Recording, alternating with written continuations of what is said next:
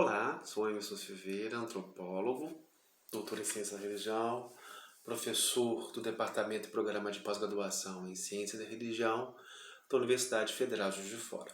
Continuando a nossa conversa sobre religião e conservadorismo, ou melhor, a iniciando, gostaria de ler um trecho do Gilberto Freire, do Casagrande Senzala, nosso clássico formador, em que pesa as críticas justas sobre as questões de fundo que ele traz, mas é interessante como retrato das nossas raízes, das nossas possibilidades e impossibilidades. Acusa-se de ser muito açucarado com a escravidão.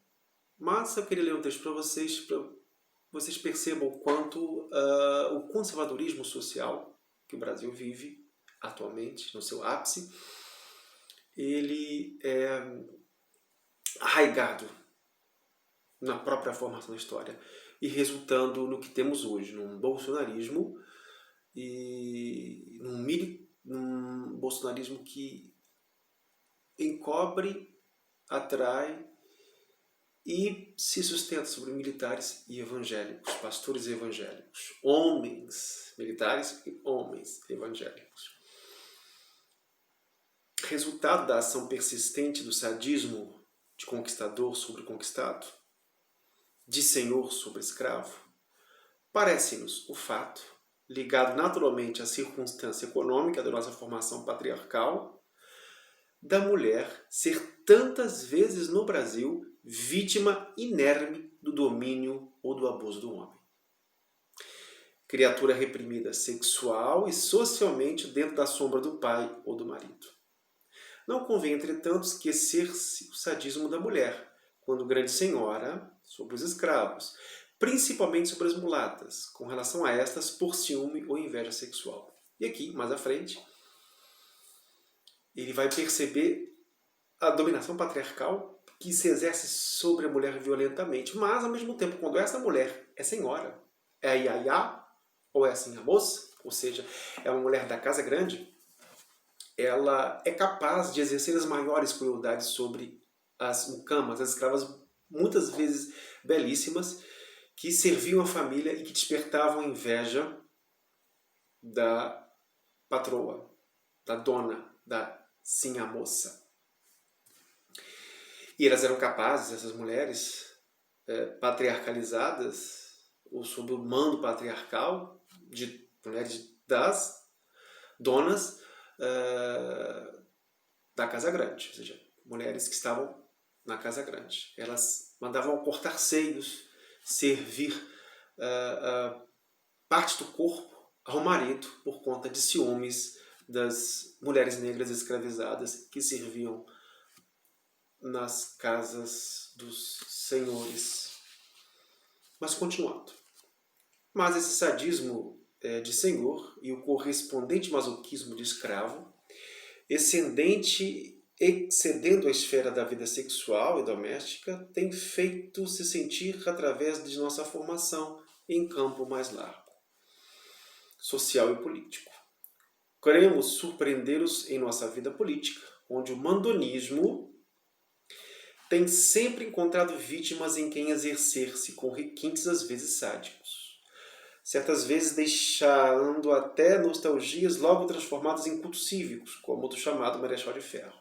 Ou seja, um sistema escravocrata, patriarcal, latifundiário, com o peso da violência, suscita o sádico, o elemento sádico, mas também o elemento masoquista, ou seja, a vontade de mandar e o desejo de obedecer. Eles são complementares nessa ordem. Ou seja, não é essa ordem cria não só o sadismo do senhor, da estrutura que permanece até hoje, exemplo disso a forma de atuar das polícias militares.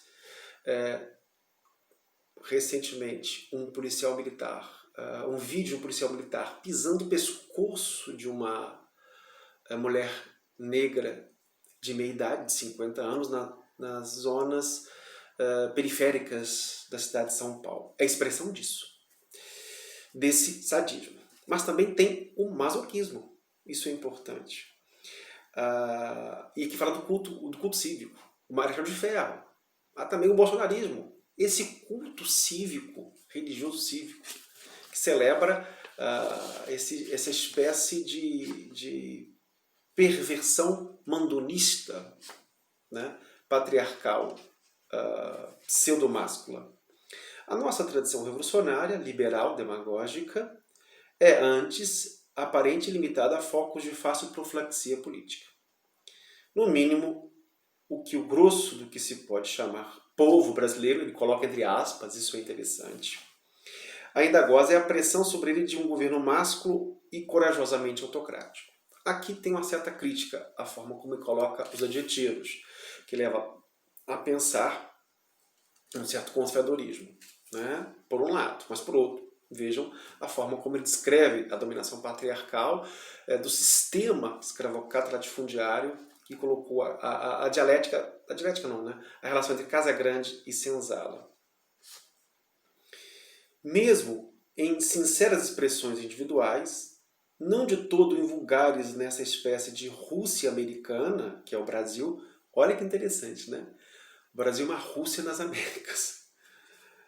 De mística revolucionária, de messianismo, de identificação do Redentor com a massa, a redimir pelo sacrifício de vida ou de liberdade pessoal. Vejam, né, como, né, os nossos presidentes apelam muitas vezes para essa mística da redenção, até um pouco religiosa, né, o sacrifício da vida pessoal. Getúlio Vargas, isso ele escreve em 1933. O livro é lançado em 1º de dezembro de 1933. E o suicídio de Getúlio Vargas é apenas em agosto de 1954. E o bolsonarismo, né, é um fenômeno agora, recente, 2017, 16, 18, 19 e 20. 2020, 2017, 2016. Ou de liberdade pessoal. Sente-se o laivo ou o resíduo masoquista. Menos a vontade de reformar ou corrigir determinados vícios de organização política e econômica que o puro gosto de sofrer, de ser vítima ou de sacrificar-se. Ou seja, o poder de mando desse senhor patriarcal da Casa Grande gera, não em toda a sociedade, mas em algumas faixas, em alguns elementos, o desejo de se fazer de vítima, de ser vítima, mais do que o desejo de reformar ou corrigir de fato esses vícios de organização política e econômica. Ele reconhece que há vícios de organização política e econômica, o Gilberto Freire. Vou ler de novo a passagem. Menos a vontade de reformar ou corrigir determinados vícios de organização política e econômica que o puro gosto de sofrer, de ser vítima ou de sacrificar-se. Mais adiante. Por outro lado, a tradição conservadora no Brasil sempre se tem sustentado no sadismo do mando. O mando sádico. Estamos coalhados de exemplos na história, nos nossos 500 anos de história e na história recente. Disfarçado em princípio de autoridade ou defesa da ordem. A Lei de Segurança Nacional é um exemplo disso. Né? É um intuito da ditadura militar que ainda permanece e tem sido usado ao longo do tempo, tanto por governos de esquerda, especialmente em 2013, 2014, mas principalmente por governos de direita, extrema-direita. Entre essas duas místicas, a da ordem e a da liberdade, a da autoridade e a da democracia, é que vem se equilibrando entre nós a vida política, precocemente saída do regime de senhores e de escravos. Continuando. Na verdade, o equilíbrio continua a ser entre as realidades tradicionais e profundas, sadistas e masoquistas, senhores escravos, doutores e analfabetos, indivíduos de cultura predominante europeia e outros de cultura principalmente africana e ameríndia. Então, é uma relação muito tensa, muito de conflito.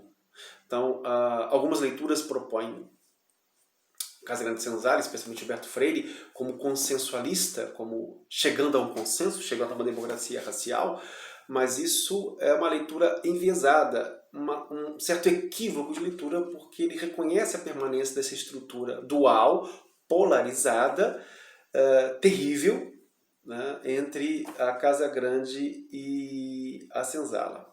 Mas continuemos.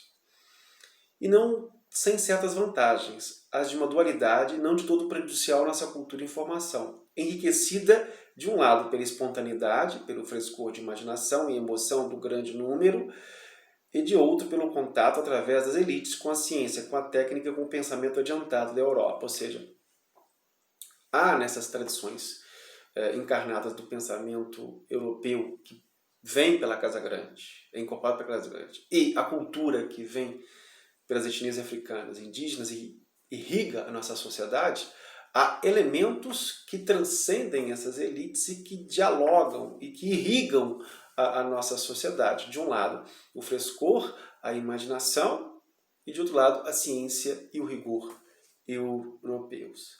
Talvez, em parte alguma, voltando a ler, se esteja verificando com igual liberalidade o encontro, a intercomunicação e até a fusão harmoniosa de tradições diversas, ou antes, antagônicas de cultura, como no Brasil. Ele diz, talvez, ele não diz que esteja se verificando. Aqui há uma tendência, de fato, a celebrar a produção do consenso, a produção da fusão, mas não é o que ele faz, porque ele aventa a possibilidade de um talvez. Veja também que ele oscila muito. Ele se aproxima da ideia de fusão, do talvez, haja fusão de culturas, mas ao mesmo tempo ele reconhece a distância que há entre elas. Mirem, ou melhor, ouçam. É verdade que o vácuo entre os dois extremos ainda é enorme. Casa Grande e senzala. Douturas e analfabetos. Cultura europeia, cultura popular. E deficiente a muitos respeitos a intercomunicação entre as duas tradições de cultura. Mas não se pode acusar de rígido nem de falta de mobilidade vertical, como diria Sorokin, um sociólogo soviético, o regime brasileiro, em vários sentidos sociais, um dos mais democráticos, flexíveis e plásticos. Aqui é que vem a crítica mais pesada a Gilberto Freire. De uma certa forma, o nosso racismo estrutural é diferente do americano, do sul-africano, porque ele se torna perpassado por toda a sociedade sem a segregação que houve no sul dos Estados Unidos e que houve no apartheid da África do Sul. Mas ela está presente, não deixa de estar presente. Aqui ele fala que há esse contato, mas é um contato que sobre ele paira a sombra do racismo e da assimetria, da desigualdade, do ferrão da espora do senhor de engenho, que é reatualizado no Brasil. Casa Grande e senzala virou um adjetivo. É um título de um livro sociológico, histórico e antropológico, de um livro de ciências sociais e humanas, que se tornou adjetivo. E plenamente cabível hoje. Quando, por exemplo, falamos da relação arquitetônica entre Paraisópolis, uma maior favela, periferia de São Paulo, e os bairros ricos, que são bem colados, a gente pode falar Casa Grande e senzala e todas as relações tensas entre essas duas ordens que o Brasil ainda não conseguiu, e ele reconhece, encurtar e trazer uma intercomunicação que esvaziasse o racismo e a desigualdade. Porque a intercomunicação se dá por outras vias, pelo contato cultural, pelas trocas da cultura, pelas trocas do afeto, do amor e do sexo. A famosa miscigenação. Mas que não é democracia racial, porque obviamente há uma profunda diferença entre extremos, entre um e outro, e uma profunda sadismo e masoquismo ainda presentes em nossa cultura. Bem, isso seria religião e conservadorismo. Agradeço a atenção de vocês. Vamos, em outro vídeo, aprofundar esse debate. Muito obrigado.